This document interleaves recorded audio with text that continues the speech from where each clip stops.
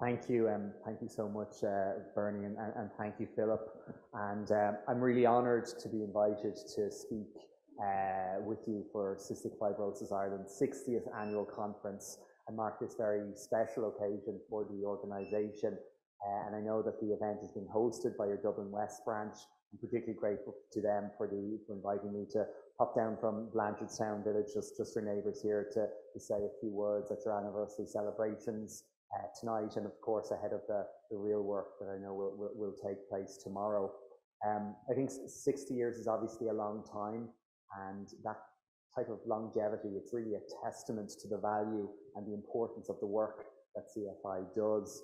And I think it's encouraging to see so many people coming together, devoting so much time with a shared goal of improving the lives of those who are impacted by this challenging disease. As we begin this conference, I do think it's important to reflect on the progress that has been made in the treatment of cystic fibrosis. I know decades ago, patients with cystic fibrosis, they had few treatment options, and the prognosis was often bleak.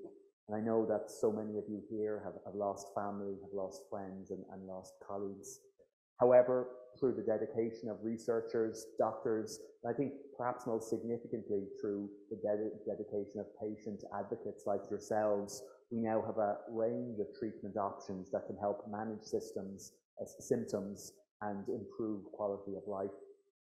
I know I was reading your annual report on the way down here. I think this is particularly true in recent years, as the median predicted survival age of people with CF has risen steadily in recent years. It's now 39.9 years of age for those who were born between 2011 and 2015, and 51.8 years of age for those born between 2016 and 2021.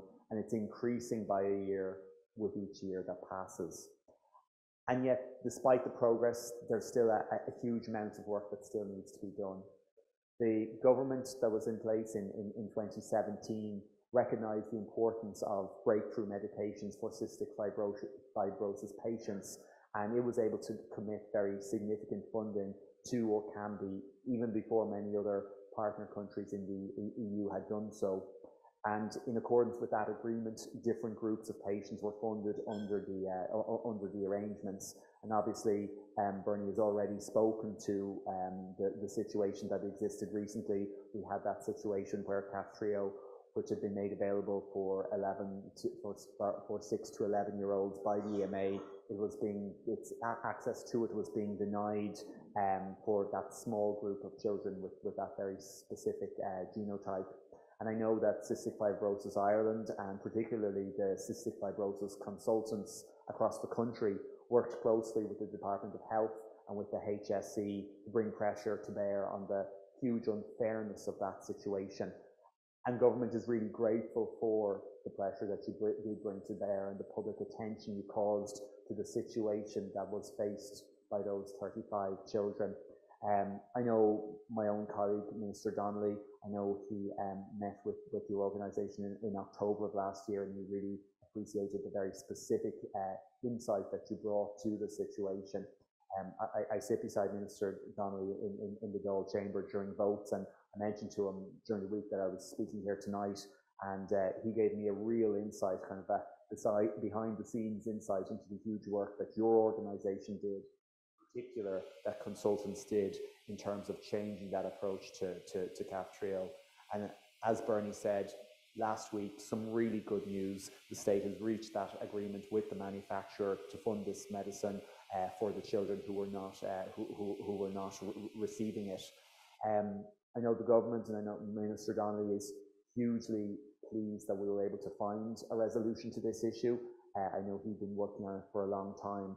And in particular, we're so pleased to see that the uncertainty, the worry that was faced by those 35 children, by those 35 families, but I think the concern that was shared across the whole CF community, we've been able to lift that concern.